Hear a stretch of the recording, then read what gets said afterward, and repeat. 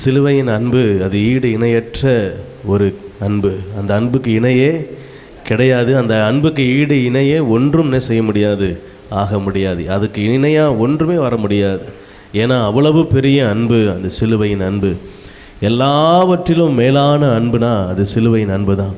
வேதம் சொல்லுகிறது, சிநேகிதனுக்காக ஒருத்தன் ஜீவனை கொடுக்கிற அன்பிலும் மேலான அன்பு இல்லை. அவர் உங்களையும் என்னையும் பார்த்து சிநேகிதர், என்னுடைய பிள்ளை அப்படின்னு சொல்லி பாவிக்கிறார். அவர் உங்களை என்னை நேசித்தபடியினால தான் சிலுவையில் உங்களுக்காக எனக்காக தன் சொந்த இரத்தத்தை சிந்தினார். அந்த அன்புக்கு ஈடாக ஒரு அன்பும் நிகரான அன்பு இல்லை. அல்லேலூயா. எல்லா அன்பும் நாங்கள் நல்லா இருக்கிறாங்களா, அழகாக இருக்கிறாங்களா, காசு இருக்குதா, பணம் இருக்குதா, செல்வாக்கு இருக்குதா, அந்தஸ்து இருக்குதா, இப்படி பார்த்து சில அன்பு என்ன செய்யும், நேசிக்கும். ஆனால் ஆண்டவருடைய அன்பு மட்டும்தான் நான் புழுதியில் குப்பையில் இருக்கும்போது என்னை நேசித்த அன்பு. ஆமே.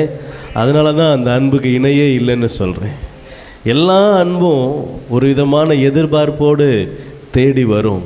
ஆனால் எந்த எதிர்பார்ப்புமே இல்லாமல் என்னை தேடி வந்த ஒரே அன்பு என் சிலுவையின் அன்பு மாத்திரமே. அல்லேலூயா. எத்தனை கோடி கொடுத்தாலும் அந்த அன்புக்கு ஈடாகாது. இந்த உலகமே அதுக்கு ஈடாக கொடுத்தாலும் ஈடாகாது. அல்லேலூயா.